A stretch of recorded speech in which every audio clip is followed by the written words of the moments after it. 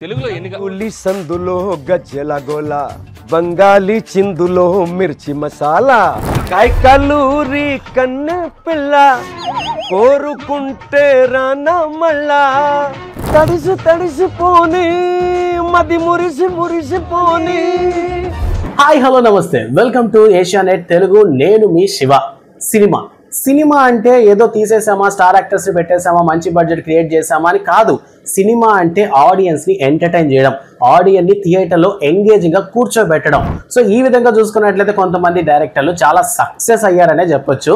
So ఈ క్రమంలో సినిమాకి సంబంధించి ఏంటంటే ప్రమోషన్స్ అనేవి చాలా ముఖ్యం. సో ఒక ఆడియన్స్ ని థియేటర్ దాకా తీసుకురావాలంటే అంత ఈజీ కాదు.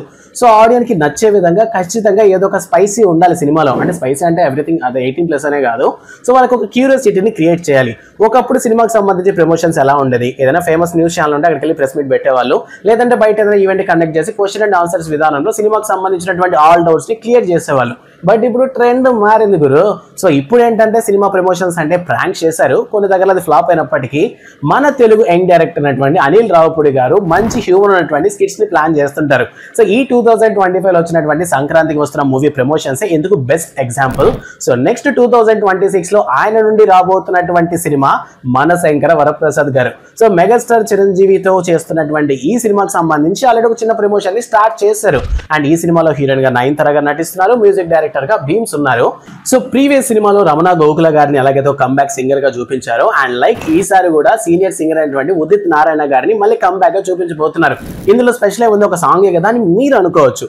బట్ ప్రీవియస్ గా ఉదిత్ నారాయణ గారు మెగాస్టార్ చిరంజీవి గారి కోసం పాడినటువంటి ప్రతి పాట కూడా బ్లాక్ బాస్టర్ అన్నమాట.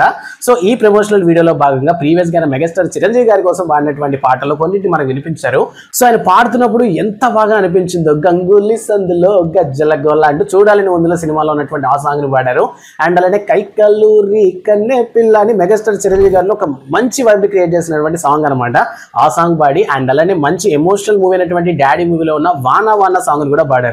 సో అనిల్ రావుపూడి గారు ఇంట్రడ్యూస్ చేస్తున్నటువంటి టైంలో ఆయన్ని నేను ఇంట్రడ్యూస్ నాకు అవసరం లేదు, తెలుగు ఆడియన్స్ ఎప్పుడు నన్ను గుర్తుపెట్టుకుంటూనే ఉంటున్నారు అని చెప్పుకోవడానికి మొత్తం మీద ఉదిత్ నారాయణ గారు ఈ 3 సాంగ్స్ తో ఈ 1 minute 8 seconds ఉన్నటువంటి ఈ ప్రమోషనల్ వీడియోలో పాడి వినిపించారనమాట.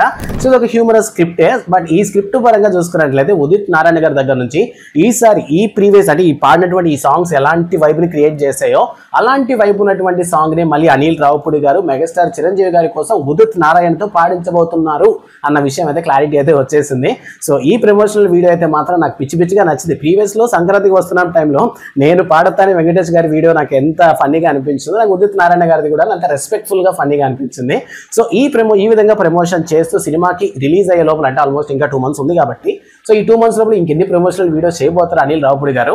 సో ఇప్పటి వరకు అనిల్ రావుపూడి గారు చేసినటువంటి సినిమాస్ లో మీకు బాగా నచ్చినటువంటి సినిమా ఏంటన్న విషయాన్ని కామెంట్ సెక్షన్ లో నాతో షేర్ చేసుకోండి. సో ఇప్పటి వరకు ఉదిత్ నారాయణ గారు మెగాస్టార్ కోసం పాడిన పాటలే కాకుండా ప్రీవియస్ గా ఆయన వేరే సినిమాలో పాడినటువంటి పాటలు మీకు బాగా నచ్చినటువంటి పాట ఏంటన్న విషయాన్ని కూడా కామెంట్ సెక్షన్ లో షేర్ చేసుకోండి.